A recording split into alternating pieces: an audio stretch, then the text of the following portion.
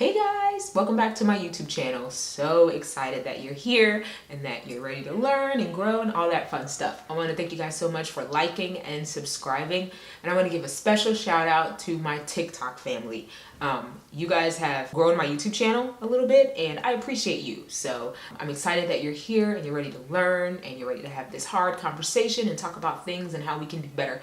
Not only just allies, but how we can be better anti-racist, how we can go on our journey to anti-racism and be able to spot things, understand things, and stop our own implicit biases right in their tracks. So I'm excited you're here. Today, I want to talk a little about cultural assimilation and how it has affected me.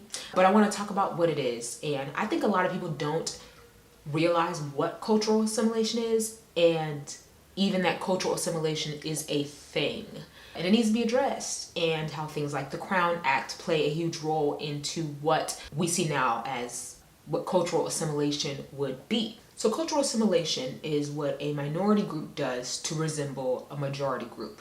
You know, we see this quite a bit in places like the workforce and with hair.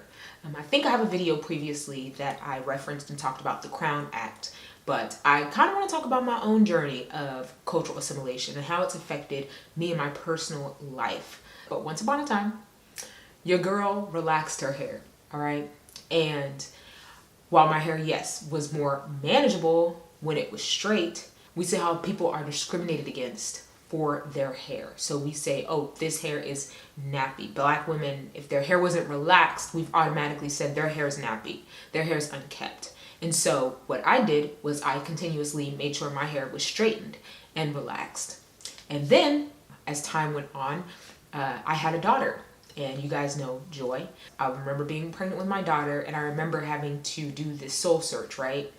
And really falling in love with my hair and being okay with my hair in its natural state. It wasn't that I had to prove something to myself. It was more so that I wanted Joy to love her hair and understand that her hair being in its natural state was okay. And there was nothing wrong with that. And her hair was beautiful. And so I had thought about that while she was in the womb. And when I had had Joy and I was pregnant with Joy, I had stopped relaxing my hair.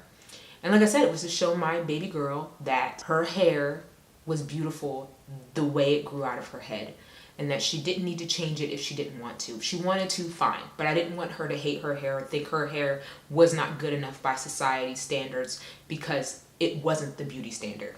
Time goes on, and now here I am with locks. Locks. My hair is locks. And let me just back up, okay? My hair is so much easier to manage. Let me tell you what. Natural hair, first of all, natural hair care is a beast on its own. But natural hair care for two people's heads, that is first of all, you go broke because hair care is expensive. And second of all, our hair didn't take the same products. And so I was buying two sets of hair products. Both of our heads were just different textures. That's a little bit of my personal hair journey and how I went from really hating my hair and not feeling like I fit in culturally with how my hair was, or afraid of my hair being looked at as nappy or unkept, nappy-headed and things like that. And we see instances where the word nappy is used against Black women constantly, right? I can't remember the radio host's name, but he was referencing the Rutgers basketball team, and his derogatory term to them was calling them nappy-headed. And I'll put a link in the description box so you can see it for yourself. He called them nappy-headed. And Black women for so long have often been associated our hair as, like I said, unkept or nappy. And I want to talk a little bit about the Crown Act. Like I said, I'm not sure if I think I have a video reference this, but I want to kind of brush on the Crown Act and what the Crown Act is. And so the Crown Act is really saying that this is a part of cultural assimilation that we're going to put a stop to, which is discrimination against hair. And last year in January, there was a kid in Texas. His name was DeAndre Arnold. And DeAndre Arnold was told that in order for him to be able to walk in his high school graduation, that he had to remove his locks. The school said that he had to cut his hair. Now, In only 7 states currently is it not illegal to discriminate against someone's hair, meaning that they cannot do things like not walk a graduation or lose their job because of their hair. Black people, especially Black women, and in this case with DeAndre Arnold, a Black man, have had to assimilate to the culture and adapt to the culture when it comes to our hair. Shannon and I even had a conversation, where we talked about how many things in our life did we navigate or not do because they were not socially acceptable or culturally acceptable. And like I said, one of the things was my hair. And my hair got really damaged. And, as time went on, I knew that I was assimilating to a culture, and no one should have to do that. There shouldn't be this undertone that you have to change who you naturally are to fit in, and in my case would be my natural hair, the hair that grows out of my head. And like I said, in 7 states, is it illegal to discriminate against someone, natural hair, or hair like mine, locks? And so you have this kid, DeAndre Arnold, who is told that he is unable to graduate unless he cuts his hair. Now, his hair doesn't have anything to do with his education, but it was discriminatory. We don't all have the same type of hair.